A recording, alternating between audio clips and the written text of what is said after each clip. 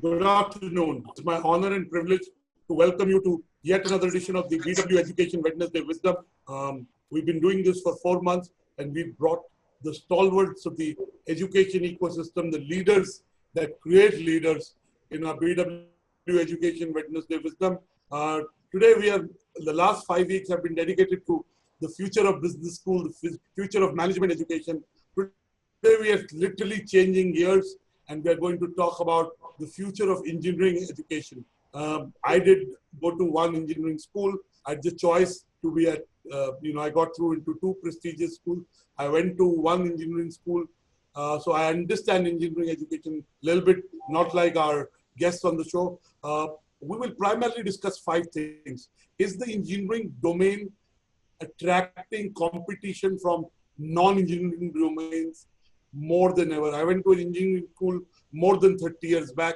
So that's the first. Second, what are the engineering schools, engineering institutions doing to remodel themselves, to reinvent themselves post-COVID? Third, how are we improving the scalability and employability of graduates of engineering schools? Fourth, will independence in curricula result into a better form of blended learning?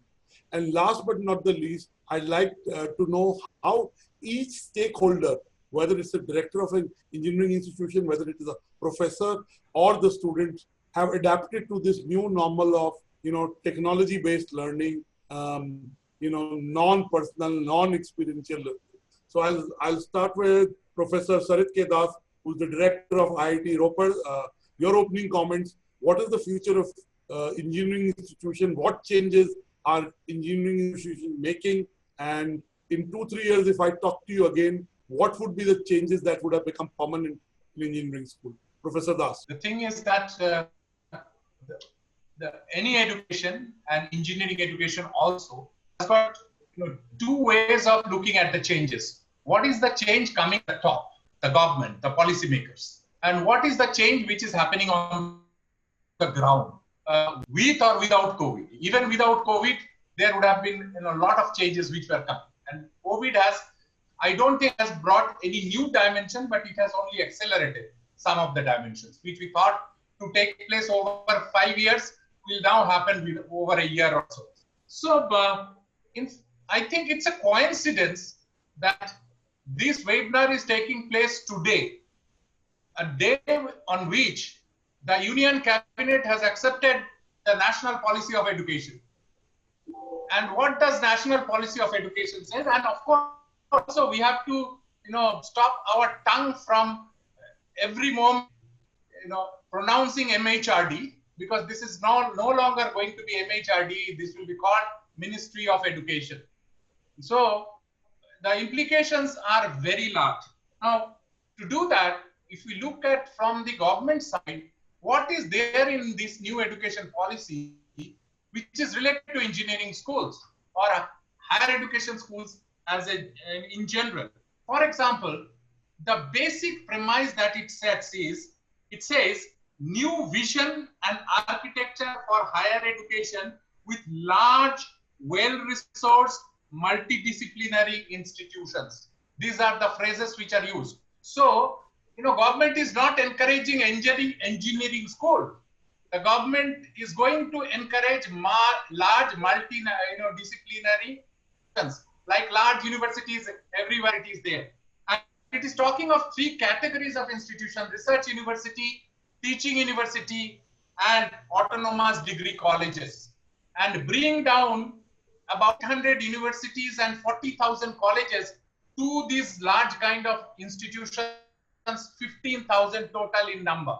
So this is what is in the national education policy, which is coming.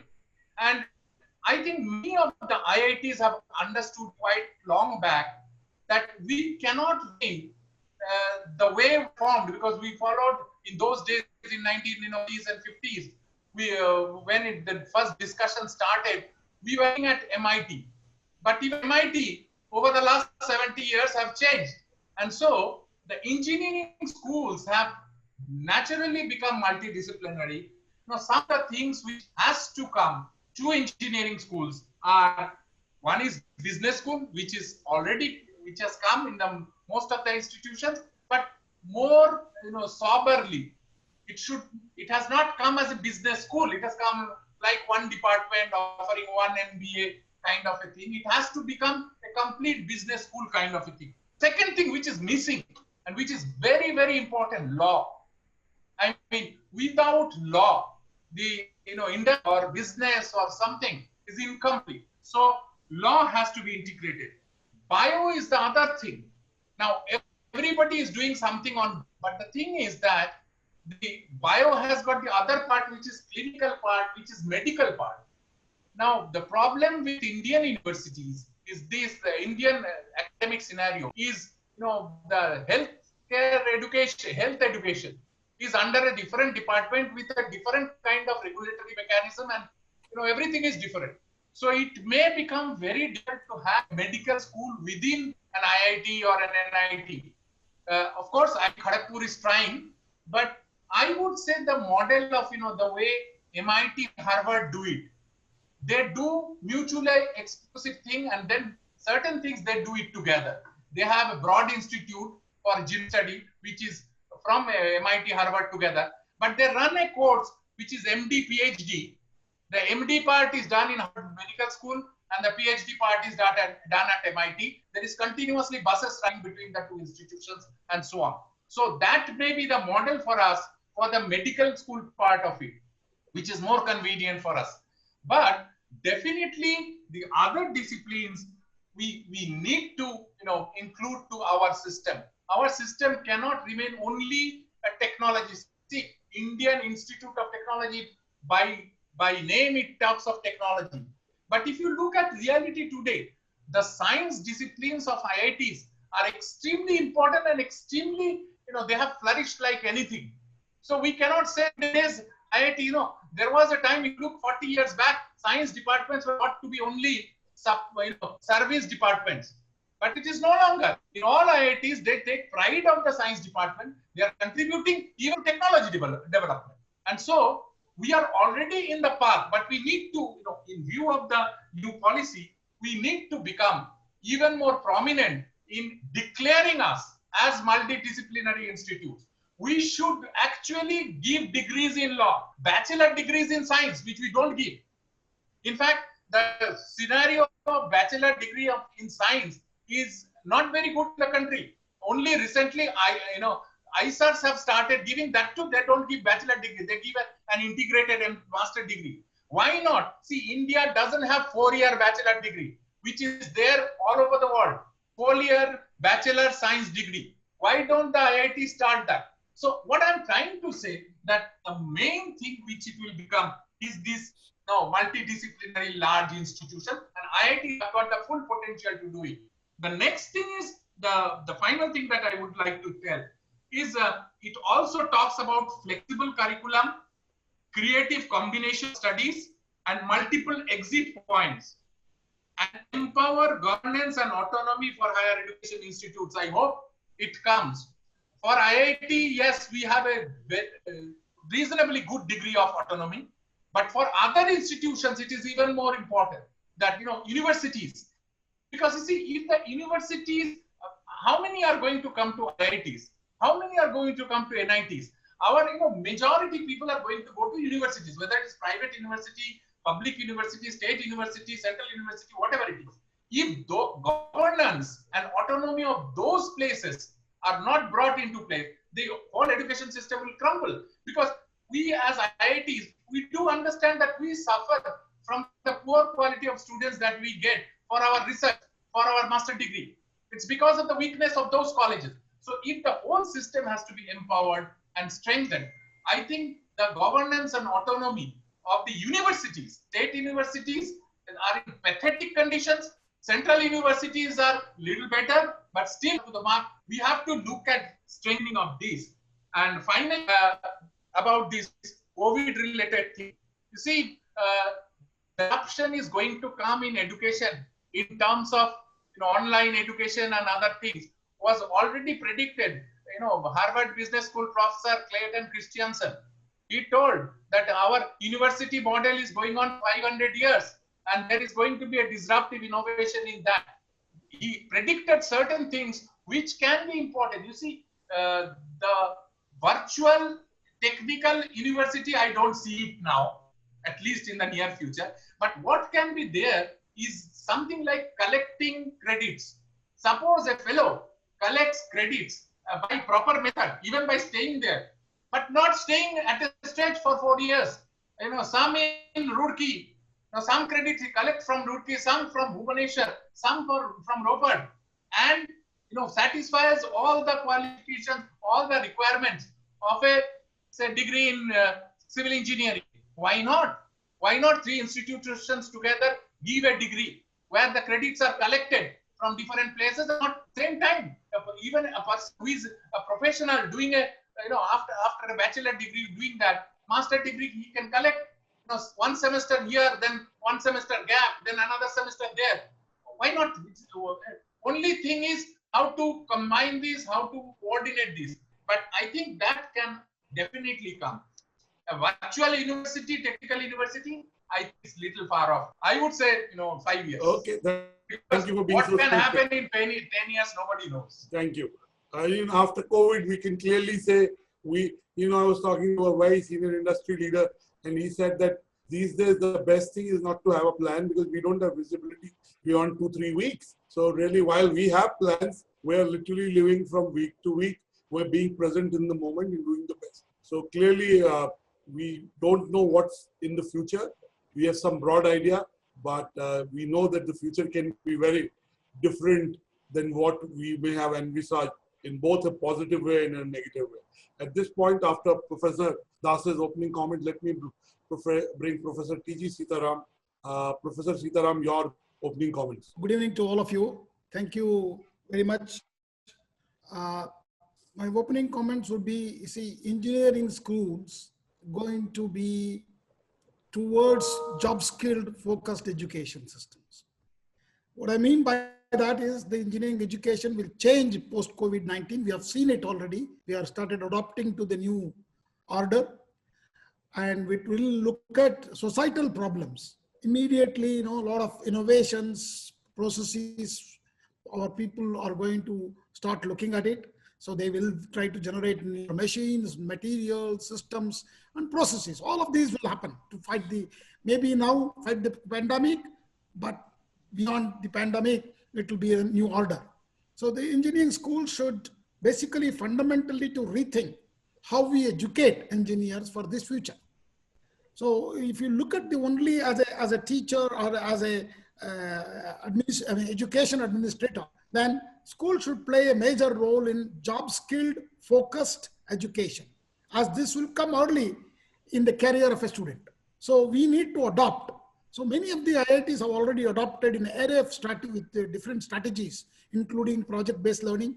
As Professor Das was highlighting, we have realized this already early. The pandemic has maybe just accelerated, and the student internships, industry externships, employing industry experts on part-time as a practicing professor at the institutes, and to teach some of the portion of the courses is already happening. Student entrepreneurships, student startups, and faculty startups to encourage job-skilled focused education in the respective courses in specific disciplines or electives or specialized laboratory courses, and even solving real-world problems. This is all actually happening at least at IITs in a very big way.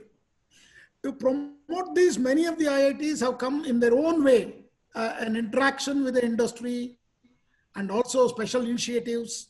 All these are being taken up very seriously at IITs. And I'll just talk about internships. Internships now we have also moved to very online. Important, because one of the things is that the industry academia interaction which produces, when Facebook was born on a campus, we talk of incubators, accelerators. I think it's very important, the aspect that you're taking. Yes, exactly. Internship will help in many ways for the students to learn the job skills. This time, we have done even online internships. Even at IIT Guwahati, we have done online internship with companies, very successful during this pandemic.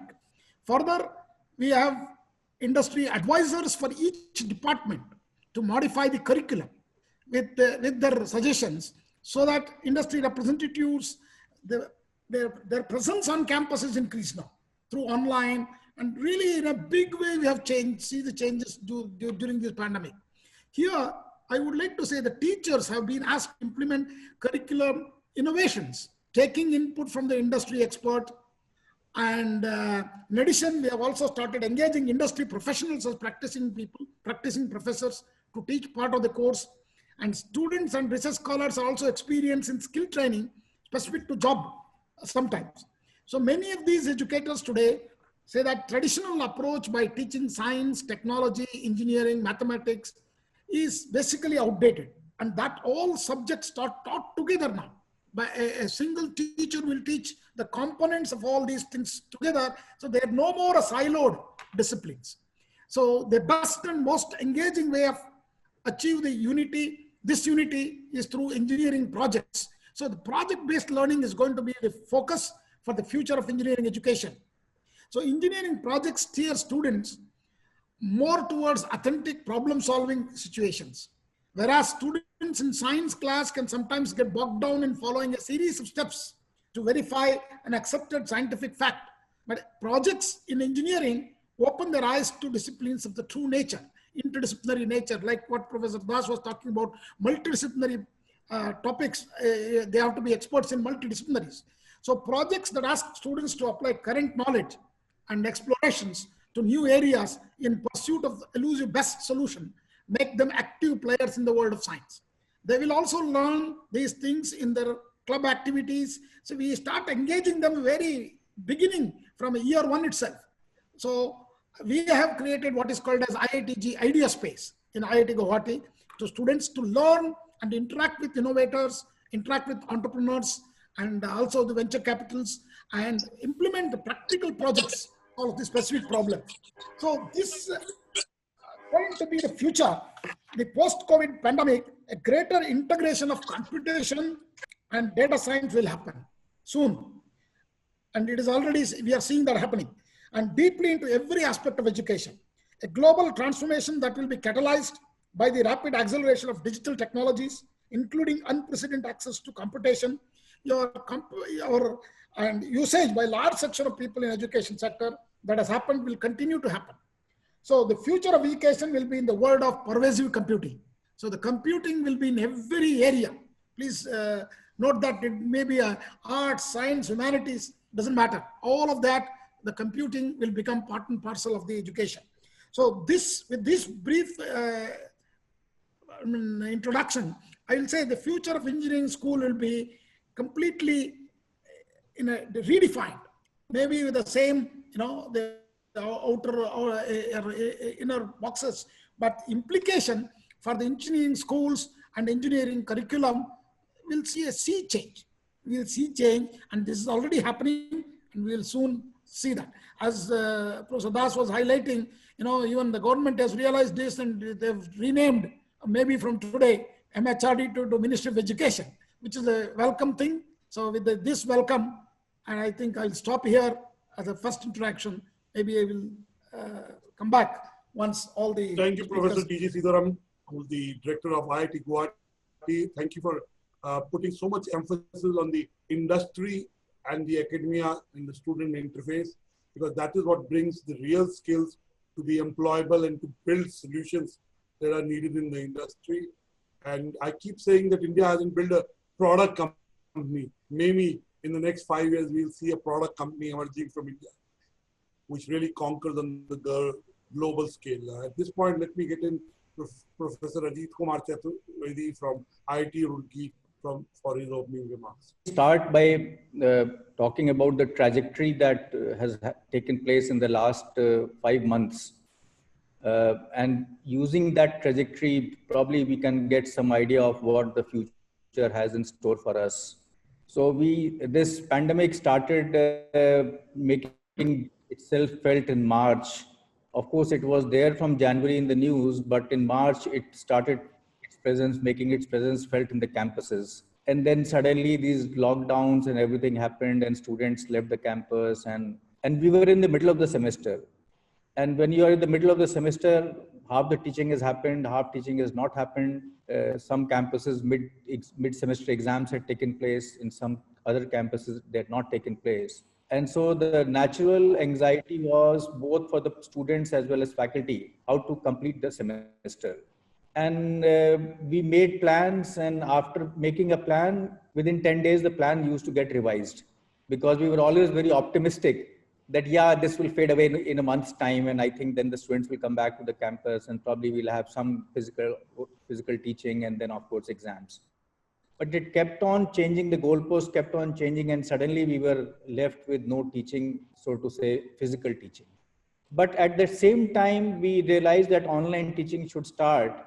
And so these initial, if I may say, forays were made into virtual teaching. And virtual teaching has not been looked at with a lot of respect in the past. It was supposed to be a second-grade citizen. Real teaching happens in the classroom when the teacher has a chalk in hand and the blackboard. And with this kind of feeling that it is something that is not desirable, it was not initially easy to the faculty. Yes, it is worth a try. So what we did was that we initially had a discussion among heads of departments that how to utilize this time, how to make sure that some teaching happens. Then the heads suggested that let us go to the departments and brainstorm.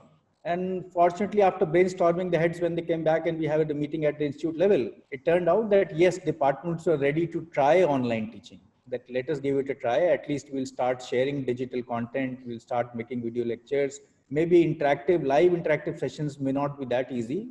Multiple reasons because of which it will not be easy. But let us, some time will be left for actual discussions in the classroom. But that time never came. And finally, the semester wound up, and we made a plan how to do the assessment, how to do grading, because we had all the mid-semester exams, etc. So we could do that. Now what you see is suddenly the scenario has completely changed. In the same institute, in the same set of faculty, in the same set of students, found respect for online teaching. It is coming naturally. People are embracing it as if it is something that was there already. Just in a matter of 3 months, I can see such a huge attitude shift. That when the institute, you might be aware that in all IITs, there is a body called the Senate. And when the institute level committee meets and it has some 200 faculty members, and then you see that huge unanimity towards online teaching. So when we convened this meeting in the month of July, I was pleasantly surprised that it has such huge acceptance. So now online teaching is there to stay. It is no more being treated as something that is undesirable or something that is second. It is not being treated with. That does not mean that people don't. The old world experience.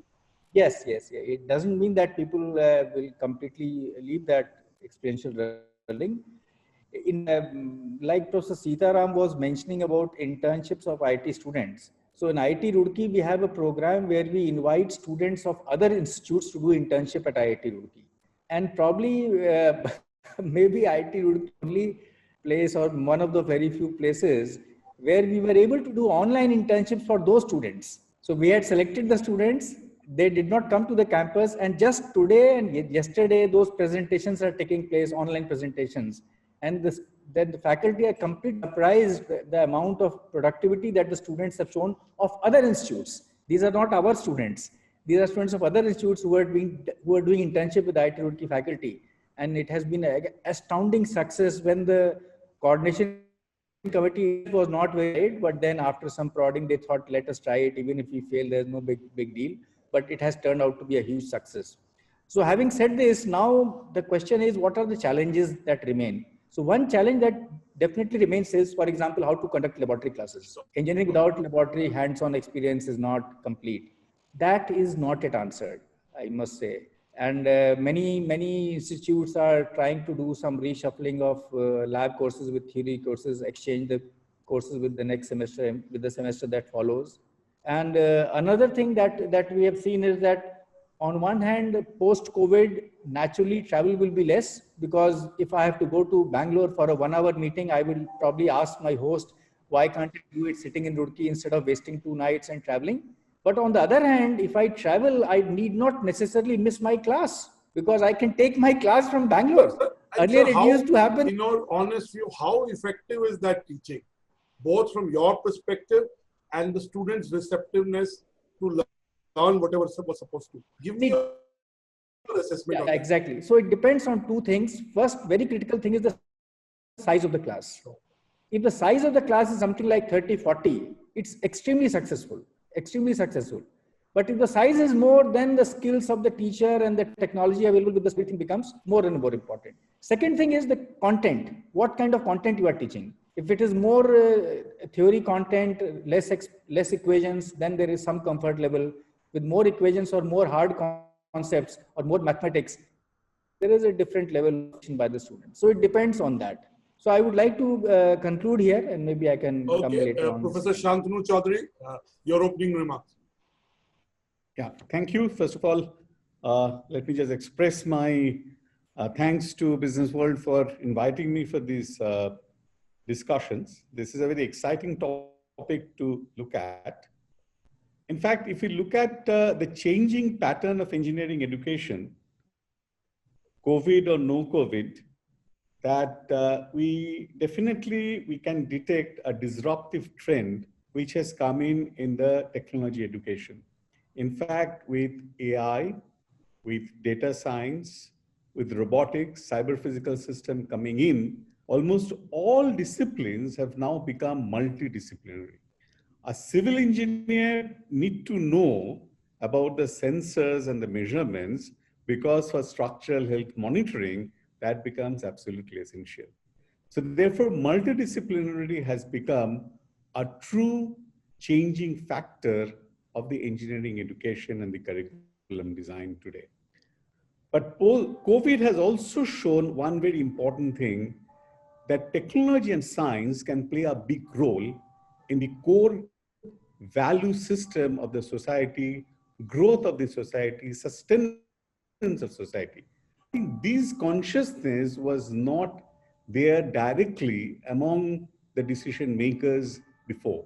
COVID has made that reality acceptable and established among the policymakers. And from that context, what has come in is also that the value of technology and the value of science in the industry and the society has changed substantially. But what is important is that the definition of skill, if you see today, has actually changing. It's not knowing the tools, but it's building up the intrinsic capability of what I say, spotting the problem and then solving the problem, not just problem solving.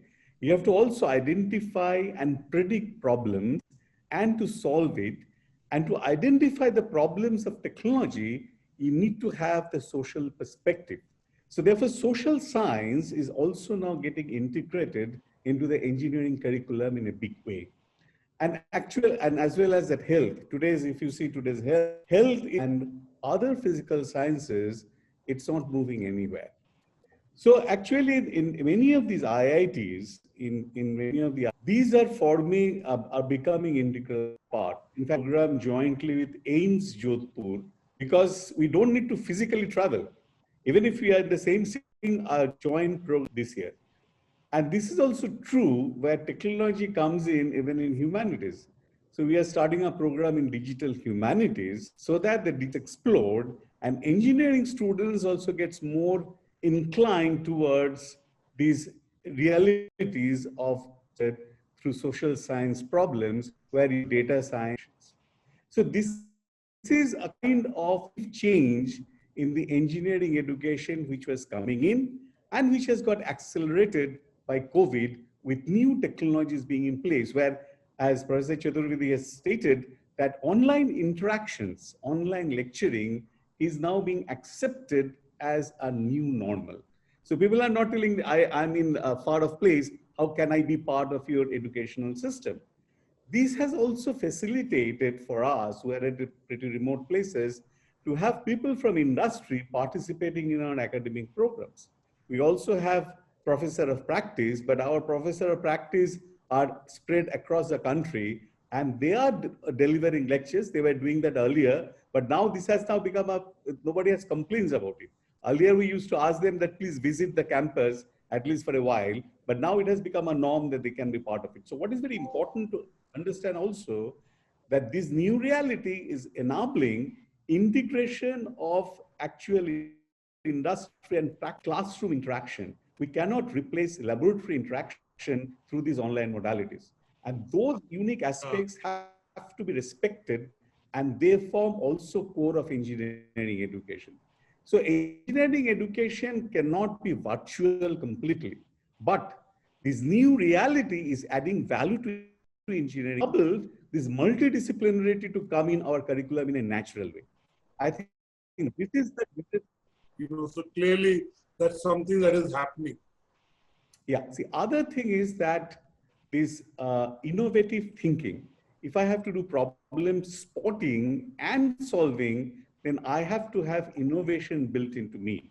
So I think that also is coming in our curriculum in the sense from the first year onwards, variety of programs which even MHRD has introduced in innovation program, as well as many of the IITs have introduced the design courses from first year itself.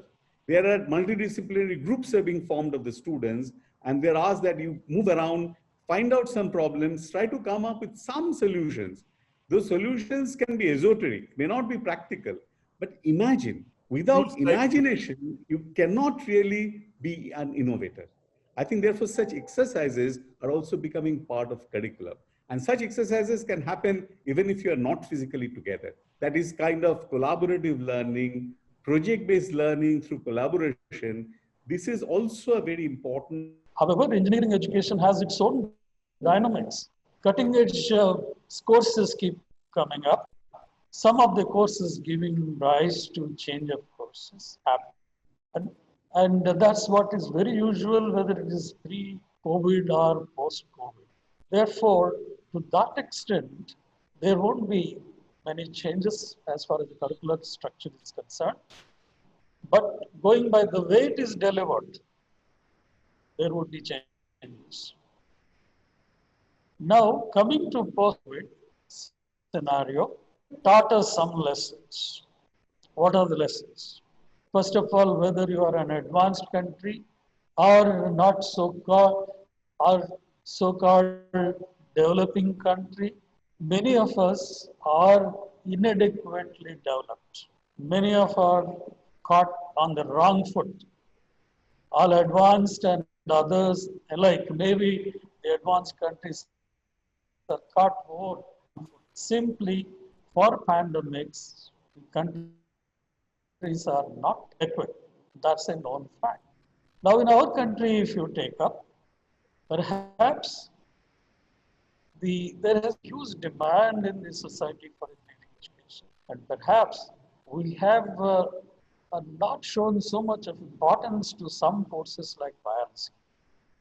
I would also go to the extent of saying that perhaps the biology has taken a little backseat in the country, confined to a set of science institutions. Of course, in the IIT system, in anticipation, not of COVID, but then of the importance of the biology education, we have incorporated courses at IITs also, and the endeavor has been to offer biology education at IIT standards. With that kind of endeavor, so we did start, and then some of us are starting courses also. So new disciplines, there is a need for new disciplines. Now it taught us other things. Suddenly, you can be caught in a place where you have no transplantation operated without much of training. You don't have scope for training. Okay? So therefore, it also taught us that there is a scope for robust instrumentation, which need not be, we have seen. Suddenly, the country is faced with a problem. You need masks to be produced. The best way to produce masks in large number is to engage the citizens. Mask is symbolic of the need of the day, and then everywhere in every nook and corner of the society, there are masks being produced. Similarly, we need equipment like ventilators to be produced all of a sudden. Therefore, there is a special emphasis on indigenization, and then technology development in a distributed manner across the whole globe is essential. So we can't depend only on, though entire globe is a village, this village can be, during a pandemic, this village can be isolated totally isolated places are planets. They are like isolated planets. So therefore, we need indigenization. Here yet again, Honorable Prime Minister has reminded us that here lies an opportunity for also making India a manufacturing hub.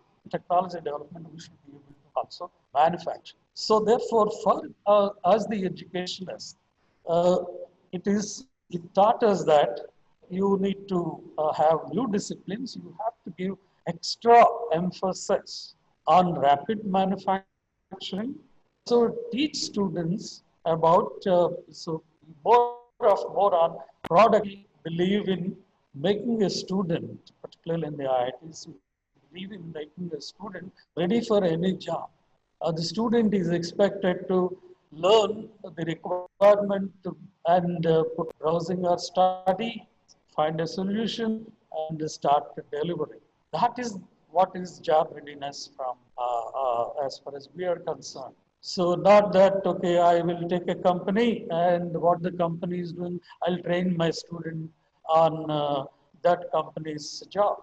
That way I will end up only doing, okay, finding company after company what they want, and I'll be training my students for that.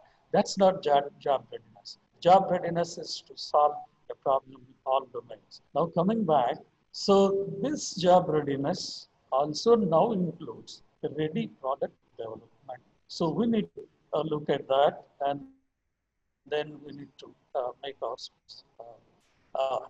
earn or get educated on these skills as well. Then innovation. Suddenly there was a need for innovation in solving Real life problems. a pandemic in a pandemic. We found that even uneducated were prompted and were encouraged to come out with some kind of innovation or other. We own several such innovations. Certainly, for an engineering student, need to educate a student about how to innovate. So we do that in general. Maybe we have to do it with extra emphasis. So this is what is needed on the pedagogical front. The pedagogy needs to have ingredients which makes our student innovative in general, but to cater to situation like pandemic, you have to do it at an extra level. So therefore, that's what the pandemic also taught us. Professor Raja Kumar, they say never let a good crisis go waste. Absolutely. So, you say things we said could never happen have happened. So never say never. So, everything is possible that we want to make possible. Now coming to the way we deliver education, certainly when you do live streaming of classes like we did at IIT Bhubaneswar, the student is present and then the teacher can also interact with the students, but not at the same level as when you're there. So with some effect on the presence we have. In fact, there's a question also in a comment in the comment bar. Presence has gone up. The attendance, I'm not sure the presence has gone up, but definitely in online, the attendance has gone up, right? Level of involvement. Yes, certainly. I'll come to that. I'll come to the responsibility of the different stakeholders. You have raised a very important point. I shall come to that. On the way we deliver, certainly online lectures with stored media or live streaming of lectures is the order of the day. And so thanks to several the innovative characteristics of many institutions, they have suddenly adopted the online education, and IITs have been on the front. So similarly, online examinations, we came up with a mechanism at IIT Bhubaneswar, a mechanism to hold conventional examinations online. So there is no product available. Certainly, it's an innovation which has come up in this particular situation. Therefore, the way we deliver education is going to change. Next, when you think about how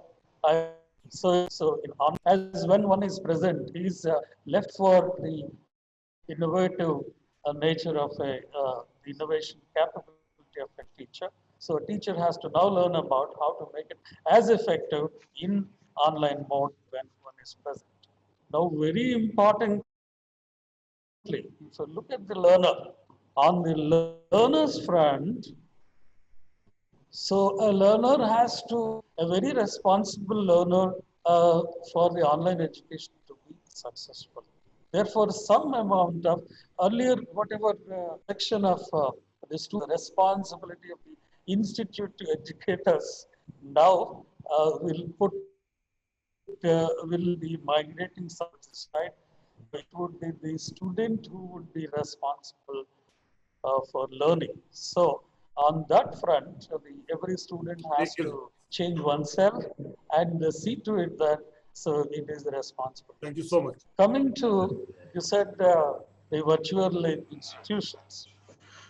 We do have engineering education imparted virtually in distance mode, not online on a network, but distance mode in a corresponding mode, like IET used to produce a degree, provide a degree, and Institution of Engineers providing a degree. So that is not new, but then such education has its own limitations. Hands-on practice, providing hands-on practice, and training the student on the laboratory front has been a challenge there, and the same challenge exists even now. Certainly, virtual laboratories would help to some extent, but we need to go beyond, and therefore, to that extent, education. If there is a virtual institution, the virtual institution would be offering education with limitations, serious limitations. Now, there can be one type of education which can be virtual. So that education is continuing education. You can certainly provide continuing education in virtual, in formal mode or informal mode. So there's some in virtual form education, and for those who are already graduates, who already have some basic training. So these are my comments. Start the second round with you and go. So that's the only way. No, I'll be brief. So my gratitude for being patient and kind. All this talk about technology, the disruption brought by COVID-19, to me, it's primarily a blip. I'm not sure whether some of these changes would be permanent. I'm glad you say that. I hope the good ones stay and the bad ones go. We can always debate what is good and bad. But see, personally, for me and my colleagues, Dhanbad is not locationally well situated. So it saves me a lot of time in going to places for meetings and other things. Now, as far as cloud university is concerned, as you raised, I think this is looking at the student mentality where we still go for grades, not for learning. I'm not sure about the cloud university. At least the classes forces students to come and listen to their teachers. And some aspects of online education was already a lot of students here who did not have the opportunity to do certain courses. For example, would like computer science, like database, the opportunity here. So some of these students were already doing courses through NPTEL and Coursera to increase their breadth of knowledge.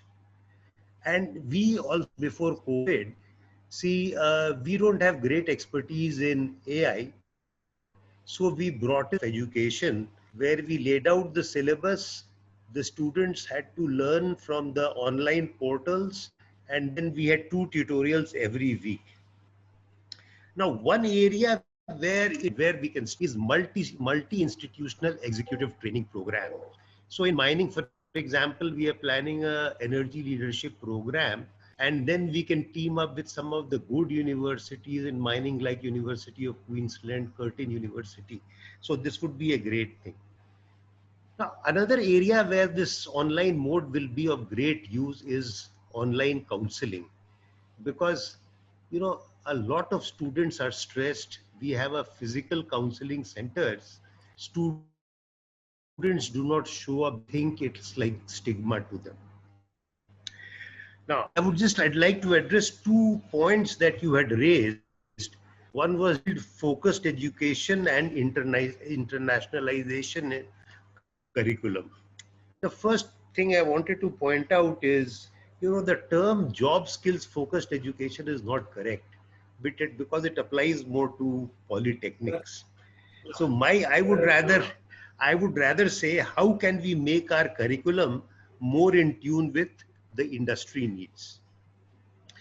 And I would like to text. See, when you are framing a curriculum which is international, which is relevant to the country, the curriculum and the industry needs cannot be viewed in isolation. The academic curriculum has to be in tune with the aspirations of the country. For example, India is an aspiring superpower. But if you see all the superpowers, China, Russia, US, they are all technology superpowers. So the question before us is, how do we leverage our academics, our engineering schools to help produce products that can compete with the world's best? For example, can we make a car that can compete with Toyota Innova, for example? These days, it's more fashionable to say Tesla. But, Tesla, okay, right. A Tesla is not visible in India, so I would rather stick to Toyota Innova. What the country has also, what we also has to, we have to contend with, what has changed in the last 2 or 3 decades. See, when earlier what happened, there was not much indigenous technology development in the country. We were mostly managing and adapting imported technologies for local use. So, I mean, I'm a metallurgist. So, for example, still now, special steels for transformers, for automobiles, rare earths, titanium alloys, we don't have the capability to make them. We don't have the capability to make silicon chips. We are way back in terms of batteries. Talk about drug discovery, again, we are way back. So now it is more about innovating and developing new technologies. And on top of that, now the real challenge is, how do we incorporate Industry 4.0 standards for greater efficiency and flexibility? Which means, how do we make intelligent, connected, cyber physical systems using sensors, IoT, AI, and cloud computing? So these are the things that your curriculum has to contend with. Now, when you design your curriculum, which is tuned to the industry needs, I'll be very briefly say a few points here. See, one of the things we see is that we always tend to start late. We started in AI now, in US it started a few years back. So the first thing we need to do is, the industry and academia should get together and develop a vision for the future, which means anticipate how technology and consumer needs are expected to evolve over the next 10 to 20 years. And you can take some examples. We have examples of Tesla electric cars, you just said, Google's autonomous cars, battery, AI, cloud computing.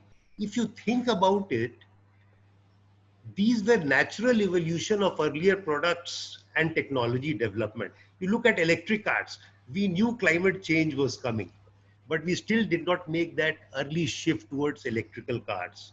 When it comes to cars, we knew a long time back, we had gone from manual transmission to this thing, automatic transmission to cruise control. What was the next in line? It was autonomous cars. And when we are switching to non-renewable resources, battery was there. And if you think about autonomous cars, etc., means AI was an obvious thing. We just did not think about it. So the most important part is to anticipate technology development and integrate into the academic and curriculum and our research. Now, some of the nitty-gritties. Now, the main point is, how do we educate our students? Over the years, except for, let's say, PowerPoint presentation, the modalities of teaching has not changed substantially. Now what we have is, we have a lot of information on the internet. We have a lot of information on different types of courses, NPTEL, Coursera, edX. So now is the time to experiment blended learning. You don't have to teach everything to the students. Like they have in the management schools, what engineering schools now have to do is give them some concepts, ask them to look in the net, and then come and have discussion during the tutorials where you can look at practical applications. We need to develop real life case study banks for all the courses, because normally one of the criticisms we face that our courses are very theoretical.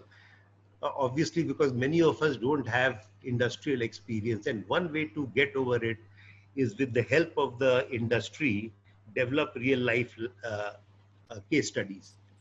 Now, laboratories are the playground for budding engineers, but unfortunately in India, laboratories are the neglected holy grail. We are not just doing right. Students are not interested in laboratories to the extent desired. So we have to change the way we do laboratories, make them more project oriented. The other thing what we've been seeing is when we teach courses, now we have shifted from to design aspect. But what are the tools? We now have to use more professional software. So for example, if you want to make a casting and engine block using casting, earlier there were empirical rules, now there are softwares.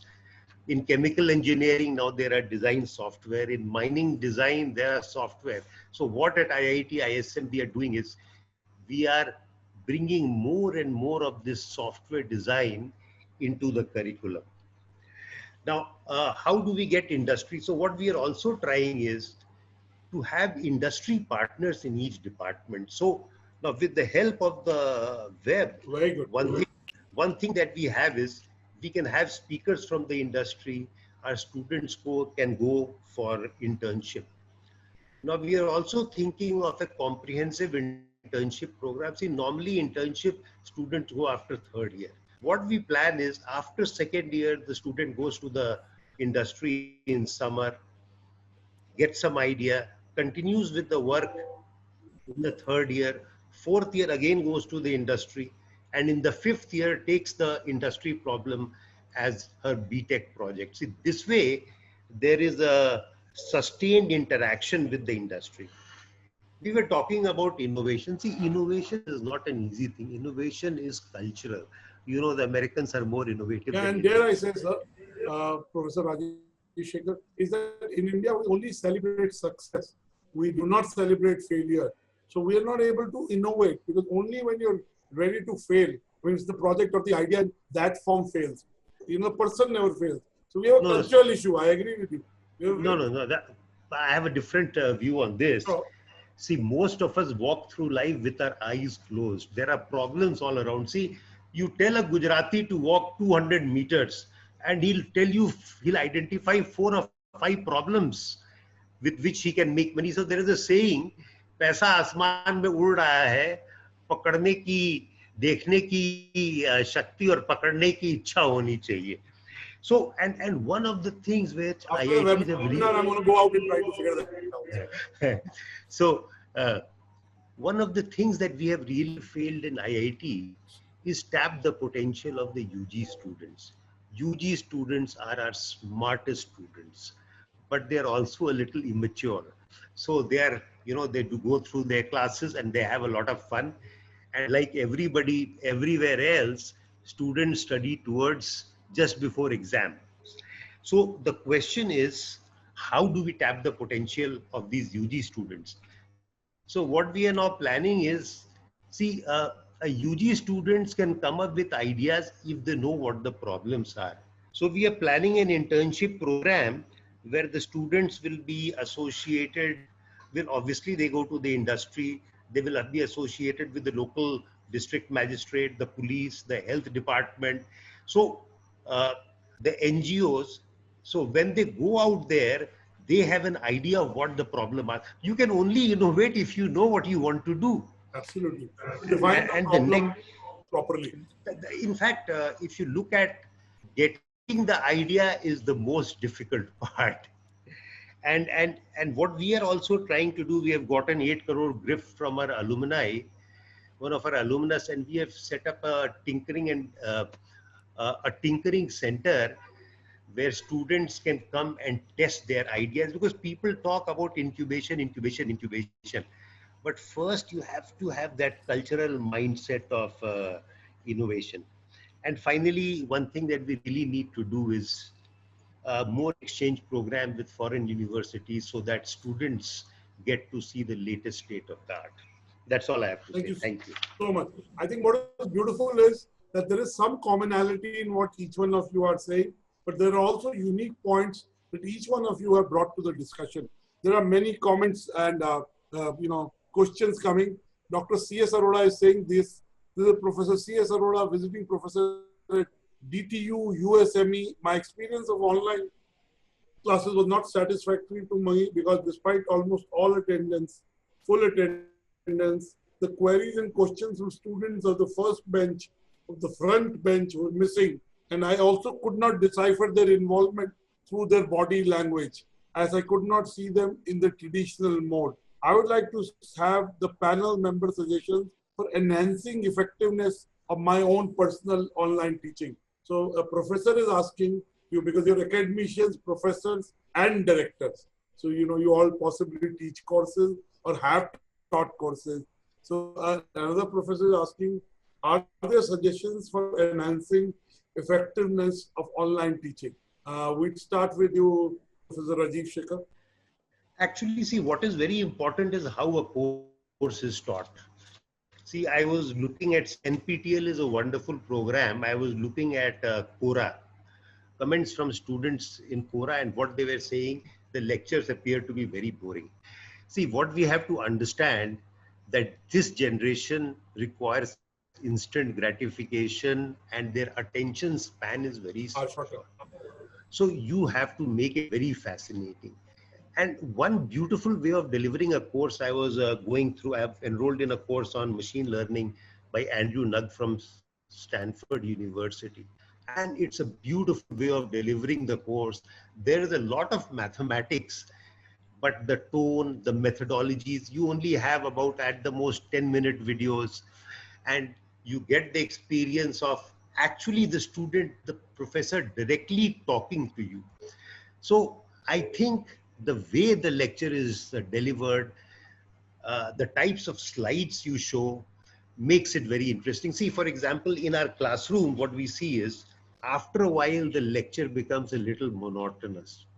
So you have to, when you can try various tricks, you suddenly talk about the news, you suddenly talk about cricket, you relate what you are teaching with some news events about the industry, talk about Bollywood, bring their attention back. So the question is, how do we integrate all this pedagogy in an online lecture? R.V. Raja Kumar, Professor T.G. Sita, Professor Chaturvedi, and Professor Chadru and Professor Das. Your teaching is at the core of whatever we discuss. At the end of it, that's the service. That's why students come to the engineering school or institution. So quick comments on this particular aspect from everyone. Professor R.V. Raja Kumar first. Yeah, the questions are very relevant. Now, so my comments are as follows. When Professor Arora teaches a class live, okay, in the presence of students, certainly it has its effectiveness. And when it is done in online mode, certainly it has it lacks the feedback to the extent it is possible, doesn't come up, the feedback. So therefore the question now, the problem now comes to do it in a feed-forward system. The effect of feedback-based system should be done in a feed-forward system. One way, my own personal experience is that I used to do it in an immersive mode, immersing myself into a classroom and imagining that my students are there. I deliver in that one-way traffic or feed-forward mode with the same kind of whatever that multimedia kind of presentation we make, including action. Okay, so can be made. Well, the feedback part certainly you cannot have that luxury. However, there is one important virtue for online education, particularly when you deliver it through stored media. consider a case where the student, the teacher is not well prepared with the background knowledge, then if you place that kind of teacher who is not adequately trained in a classroom live to someone who is well trained coming in a virtual mode, I think the later is better. The teacher in virtual mode will be better. So here lies a big advantage where in cases where you have inadequate, well-trained teachers, okay, Okay, Professor Shantanu Chaudhary, your comment on how to enhance the online learning experience and online teaching experience. If the teaching experience is good, the learning experience will be good. So they're intertwined. Yeah, actually, I think one of the key issue is actually today's technology limitations. See, in these webinar, I can see the facial expression of each one of yours while I'm giving the talk. If I can have that facility in my class, then I can have that feeling which is there, Professor Arora is talking about. But obviously, if you see Harvard e-classroom example, which is there in the management school, it's actually a complete wall is with the displays, and you can come to the student and talk to him over the display. That kind of a facility is there. Obviously, we are living with certain limitations here. So one way to do it is I should have short span of lectures and spend remaining time possibly with some kind of discussions. If I take a class of 50 minutes, maybe I shall talk about 20 minutes, spend 10 minutes for discussions. Maybe I shall give them some material beforehand, ask them to come back, so flip teaching. So I shall spend some time flip teaching. So the classroom experience has to be much more interactive. In a physical classroom, mostly we work on a broadcast mode, that is one-way traffic. Here we have to make two-way traffic. Then only the classroom can become more interesting. Okay, Professor T.G. Sitharam. So see, what we have done in the pandemic, during the pandemic, we tried to shift the offline classes, the way in which you used to teach in the classroom, to online, even examination also. Many of our teachers in our institutes, we have seen, try to conduct an examination, what they conduct in a regular classroom, either multiple choice or answer with a camera. All that is not really going to work if you're really going to permanently shift to online. We have to be very innovative. You cannot shift simply offline classes to online. It has to be something different. One point what my previous speaker were talking about, attention span of the students is so small. So maybe maximum 20 to 25 minutes of videos or lectures, online lectures should be there. And then it needs to be readjusted. Again, they need a break. And coming to do all this, we need to also have basically an autonomy in deciding the curriculum. Otherwise, it's there in IITs, but I'm talking about the other institution. If you do not have the autonomy, that means the teacher should have an autonomy to teach what he can teach and how he wants. The learning should be the experience. So curriculum guided by the teachers in a daily professional activity, whatever he is doing, the autonomy of this to select what he can teach and how many class, how much of time for each class it has to be there. See, if presently, if you go to any other university, 50 minutes class, it has to be 50 minutes. If you try to shift that completely to online, it's not going to work. That's the problem right now. Even examination, you cannot shift the current pattern of examination to simply online and say, we are doing online. That is not online at all. Online has to be very innovative. We need to even still learn. I think most of the institutions, we have to learn and come up with newer techniques, newer methodologies to both the examination as well as the regular classes to be done. So the blended learning would be definitely will be advantageous. The idea behind the blended learning is that some students can benefit to do whatever they want to do independently and then come back and discuss. That's going to be very, very useful. At the same time, learning done in the virtual way is often best consolidated by in-person interaction. That means they should come back actually. So it's not going to be completely online. It has to be a mixture of both, particularly in engineering with laboratories, like earlier my colleague said. I completely agree with them, saying that when you have a laboratory component, we need to bring them back to the laboratories. They have to physically feel some of these things. So autonomy towards curriculum will definitely help the teacher to deliver better, partly in face, partly in digital environment, and do some innovative ways of teaching. The blended learning is going to be the new order for the COVID-19 situation. Thank you so much. I agree that just talking to the camera doesn't really create learning. Learning as a much deeper, wider, expansive concept. And Dr. C.S. Arora is saying, thanks for getting my question answered by learned directors.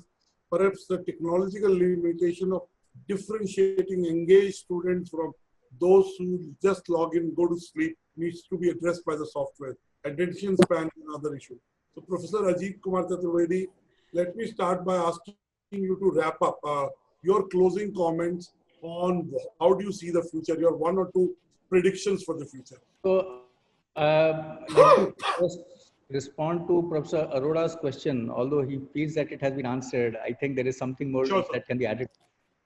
So, it is very important that the teacher feels excited when he is in the class, he or she is in the class. And I think he is referring to the fact that how can the teacher sort of feel that he has enough sort of students looking at him or listening to him. So I think the way to do it is that if we can have a simple mechanism in this Zoom or WebEx or Google Meet or Microsoft Teams, whatever you are using, in which 5 or 6 students randomly chosen and keep on dynamically changing, their faces should come on the screen. I mean, if the class is of 100 students, maybe 5 students at a time, and these 5 students keep on changing, their faces keep on coming on the screen. Then the students will also not go to sleep. And I think the teacher will also feel enough enthusiasm to keep himself, the full steam can be maintained. I'm very happy that although a lot of misery has happened because of COVID, one good thing that has happened is the acceptability of online education, and it is going to stay here. I don't think that it just be a blip. It will stay in a very stronger manner. But it still be a hybrid model, a mixed model. Of course. Blended. Of course. Definitely. Much more hybrid and blended and those kinds of things. But it is going to stay, and I'm happy that many of the naysayers or people who are not very sort of, who are critiques of online education, they have also boarded the train now. So that is the good thing. Yeah. So there's one more question. I'll take it to Professor Das and also get his opening comments, and all of you can respond to it and we can close it. Naveen Bhatia says experts believe 40 to 50% of engineering courses can be shifted to digital online using AI KMS, artificial intelligence enabled knowledge management system with proper digital pedagogy and community of learners, experts and faculty. They say that the institutes are slow to adapt. Ideas are good, but they are not getting implemented. IITs have autonomy, are still not doing it. So Professor Das, what do you have to say to Naveen? The thing is that before answering that, one lighter note I would like to share, which is with the online classes, the bad teachers are really in trouble, because now they realize these lectures are being stored, and if there is a very bad lecture, people can post it in internet and they will know. I mean, people have shared with me this kind of apprehensions, and I think that's in a sense helping the faculty members to improve rather than the students. So that's what I am seeing already. People are very careful. By the way, that's a serious comment. It's a reality what you're talking. People who are casual, who are not delivering properly, now they are careful that I post it in the web, and tomorrow it can be circulated in the web that an IIT professor teaches like that. So they are careful. So this is one very interesting part I have seen. The other part, the thing that you have said, you see the problem is this, that any reputed system is also a little bit conservative, because what happens, before accepting something, they would like to see that what we are going to accept is a good one, is a foolproof one. So one of the reasons why we are not able to jump to those kinds of things is because every time it comes back, finally any model has to be adopted by, in IIT, there is nobody higher than the Senate in academic matters. Even, in the past, it happened that ministry couldn't do anything. Senates took decision. Even it happened in the past. So the thing is that the moment you want to push anything which is very new, particularly in older IITs, the Senate come in the way, saying that, is it proven? Is it foolproof? So this is the problem, if I look at from the problem point of view. But the fact is that not only in newer IITs, even in older IITs, now a large number of faculty members are very young. And that's the reason why I think the adaptability has increased. And so certain things of that type are being tested by various professors, faculty members. The problem is this, that to become and practice at the institutional level, there are two things which are required. One is a critical mass of people who are interested towards that. Another is a push from the top. Now, push from the top, you can tell it's our responsibility and we will try to do it. But the critical mass is also important, unless and until people feel that this has to be done. Because I think the worst part of online teaching is putting the PPTs. Because as such, PPT teaching is very boring. Yeah, Professor Das, I have a term for it. I say PowerPoints are used by people who are neither powerful nor have a point of view. Yes. Good Even one. in the classroom, when the teacher is there, people don't like, students don't like PPTs. And now, when you are not there, just the PPT is appearing, I think it's horrible for students. So, at least some kind of interactive thing, somewhere the faculty writes, because if you put, I'm just giving you an example. If you put an equation, say a very large, long equation, Navier-Stokes equation, my area, and there are 6, 7 terms in that equation. Now, if you put them, the student doesn't understand anything. If you write them, what do? You write one term and keep on saying. You are not going to keep them. You keep on saying this is the diffusion term, this is this term, this is the shear force term, etc., etc. You keep on saying and students follow. And you have to do something like that. The last thing that I'm trying to tell is also we have something like, you have a couple of lectures like that, then you have a Google Classroom where everybody joins you with, their faces are able to see whatever I taught in this week. I did it that way in my course last semester, that, after 3 lectures, I take a Google Classroom. And first thing that I ask them, how is it is happening at your end? How is COVID? Somebody says, I am from Bombay. Oh, Bombay is in trouble in COVID. What is your thing? So you try to give a kind of a personal touch. And then come back, okay, fine, how was the lecture? And somebody says, sir, the first lecture was too complicated. Certain things you went very fast. So I said, okay, fine, should I repeat it? So, that kind of an approach if you take, definitely it will work better than, simply putting the lectures. That's what. But integrating the AI components, I am for it. I am for all kinds of, tools which will make it more successful. But then there has to be a critical mass. Thank you so much. Thank you, Das, though you were the first and the last, but you really made it interesting. And I say, I was thinking maybe it's an engineering panel, engineering school director, but I've thoroughly enjoyed it. It's been very real. And my takeaways in a very kind of gist manner are 3. One is there are positive aspects to COVID impacting learning and teaching, and that are that the acceptability of online education and online pedagogy has improved. Second is teachers are upskilling themselves to meet this first reality. And third, it is leading to collaboration of all kinds, multidisciplinary engineering schools or universities, collaboration between industry and the engineering school is growing. One aspect that we couldn't talk about and possibly we'll talk next time is how it's changed examinations, evaluation. And second, will there be an impact on because there is an economic slowdown, at least for now. Will it have an impact on the salary packages of the students when the placement cycle is in? These are 2 aspects we couldn't talk, but hopefully we'll talk to you editorially BW Education Engineering School issue and engineering rankings are coming. So maybe we'll send you a questionnaire for you to respond. So thank you, Professor Ajit Kumar Chaturvedi. Thank you, Professor K.G. Sitaram, Professor R.P. Raja Kumar, Professor Rajiv Shekhar, Professor Shantanu Chaudhary, and Professor Sarit K. Das for joining this BW Education Wednesday Wisdom and talking about the future of engineering school. Only thing I'd say to leaders like you who are practical, who are looking into the future and are looking to stay relevant and make sure that the students are part of the leaders India creates for the world, are ready to be taking on the world. And dare I say, each of the engineering school in India has to become like the Singularity University.